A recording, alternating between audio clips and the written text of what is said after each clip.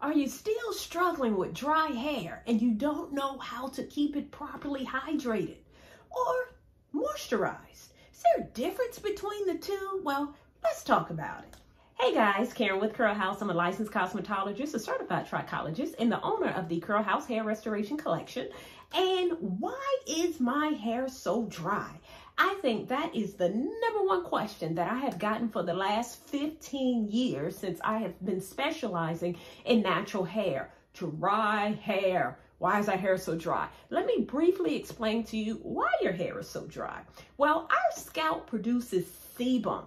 So sebum is a waxy substance that actually lubricates our hair and softens our hair and keeps our hair moisturized. But because our natural hair is curly, that sebum that's produced at the scalp can't travel down that curly hair strand of yours. That's what makes your hair so dry, particularly the ends of your hair. So now that you know why your hair is so dry, let's talk about what to do about it. Let's first talk about hydration, because you hear that word a lot, right, in the natural hair community, and you also hear moisture. Is there a difference between the two?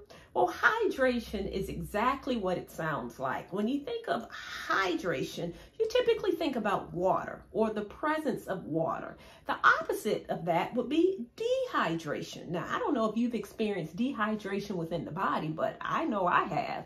And when my body is dehydrated, I feel lightheaded. I feel dizzy. I have blood pressure issues. I am extremely fatigued when I'm dehydrated. So that's what the lack of water or the lack of a presence of water in the body does to my body. But what about the hair?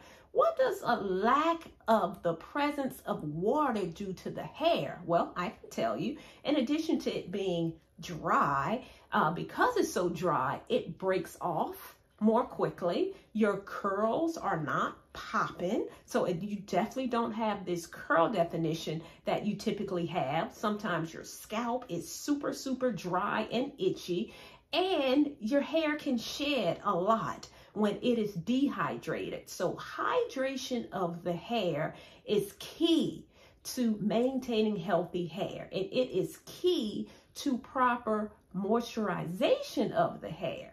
Hydration is simply the presence of water. If you take your water bottle and if you spray it all over your hair, what's going to happen?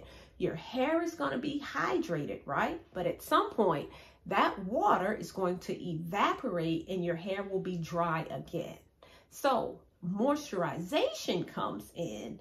Moisturization involves taking water and adding ingredients to water to keep that hair hydrated longer. And typically those ingredients are humectants, which are ingredients such as aloe vera, glycerin, honey are the top three. Those are humectants.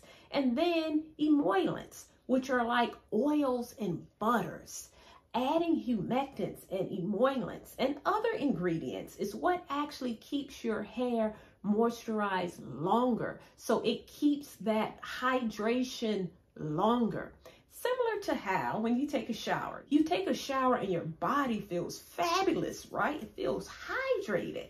But when you get out of the shower, you more than likely put something on your body to lock that hydration in. It could be an oil by itself, or it could be a lotion. Lotions typically have emollients and humectants in them to keep that moisture locked in longer. And that is exactly what you should be doing with your hair. You should be applying water-based products because water is the universal moisturizer. So if a product doesn't have water in it, or even a water-based product such as aloe, then technically it's not a moisturizer. But if you have a water-based product and you add some humectants and you add some emollients to it, then you get proper hydration. So I'm going to show you a really quick moisture hack, something you can do at home to make sure that your hair is adequately hydrated and moisturized. Now, this moisture hack is really, really easy, and it only involves 3 ingredients.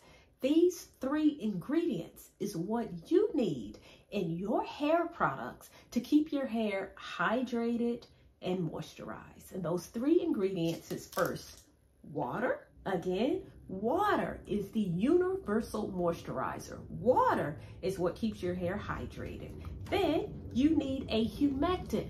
Like I said earlier, humectants are ingredients that help your hair to retain moisture or to help your hair stay moisturized longer.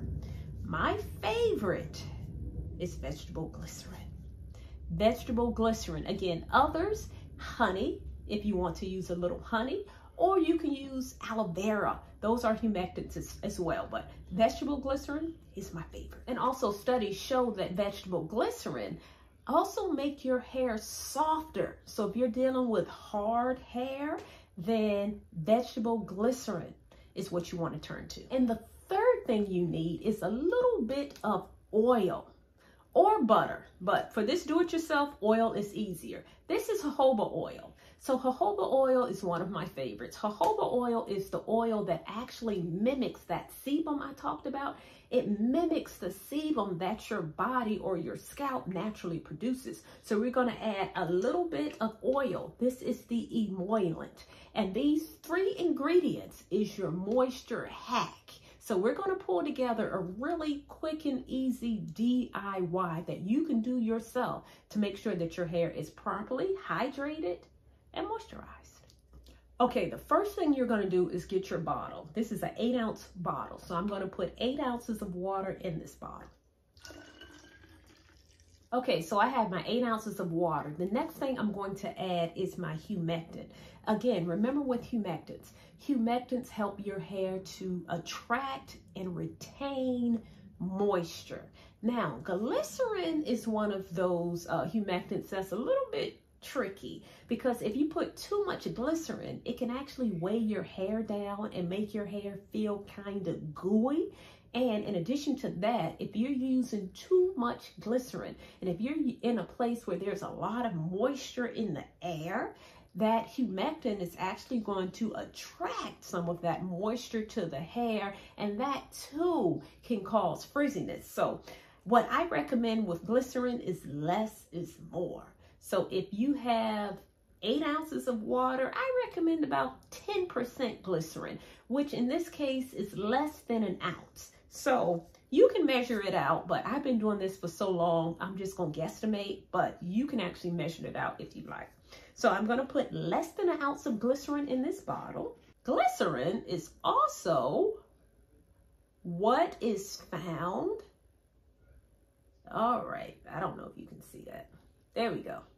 Glycerin is what's found, or what was found in the Jerry curl juice back in the day. You know that spray, that juice that people with Jerry curls used to put in their hair back in the day? I know I might be sharing my age or showing my age talking about Jerry curl juice, but that's what was put in the hair back in the day. And that glycerin is what kept that Jerry curl looking so juicy. You never saw a dry Jerry curl because of the glycerin that was in the Jerry curl juice. So we just added our glycerin to the bottle.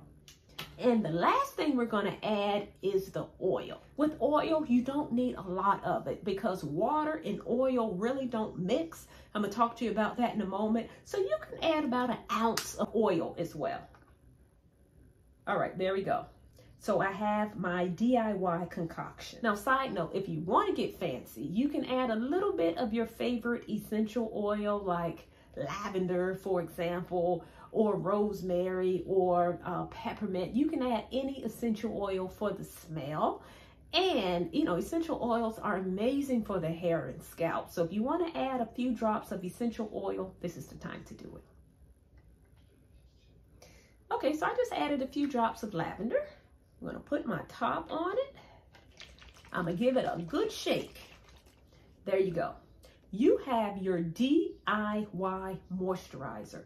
Super simple, but super fabulous for the hair. Now, I talked about the oil in the water not mixing.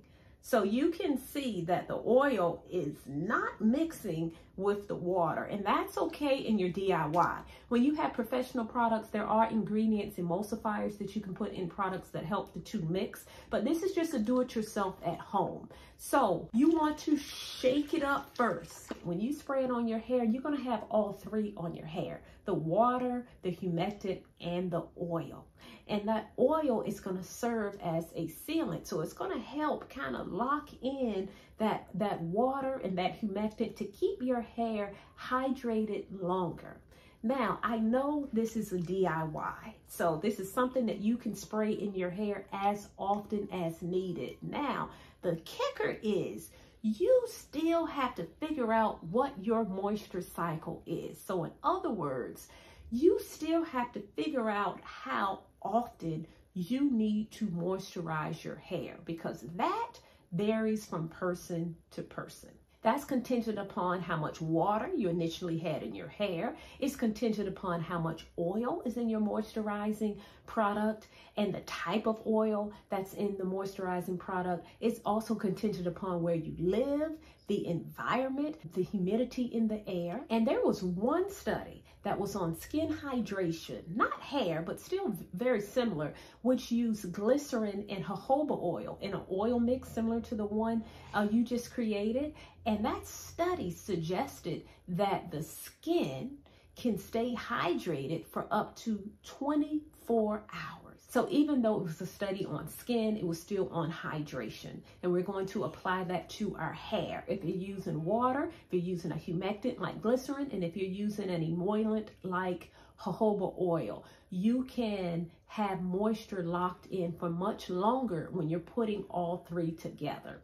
But again, you still need to know how often you need to moisturize your hair. So some of us may need to give it a spray every single day. My hair is gray. My hair is super dry. So typically I have to moisturize it sometimes every day, other times every other day. Now, if I put it in big chunky twist, I may be able to go a few days without moisturizing it, but I know my hair. I want you to know your hair. You have to determine how often you need to moisturize your hair, because that's really going to make a difference in the health of your hair. And that is regardless of what product you use. Now, I will say this is a DIY. When you're going out to buy professional products, typically there is a chemist involved with that process.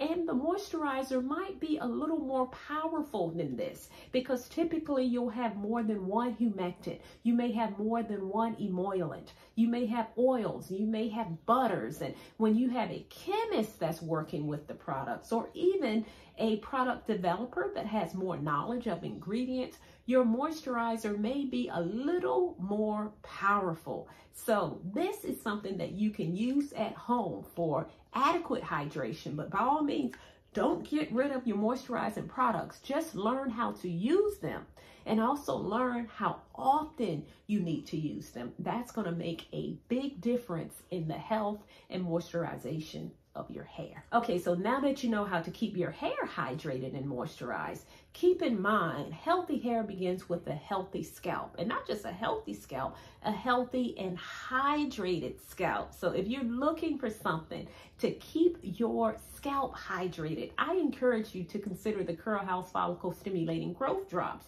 These are water-based. And remember, water is hydration. So I encourage you to check out these growth drops for healthy hair and healthy scalp growth. Now remember, the key ingredients to healthy hair is in the bottle, but growth comes from within. So make sure that you are taking a holistic approach to your healthy scalp and healthy hair growth. If you need help with that, you can definitely consider the Let's Get Growing program, which is my 7-week program that focuses on a healthy body and healthy hair growth. So we take a holistic approach to growing your hair. You can learn more about it or register or even sign up for the wait list at www.curlhouseacademy.com. Okay, I hope you enjoyed this video. If you did, give me a thumbs up, like the page so that you do not miss a video in the future. And until we talk again, stay fabulous.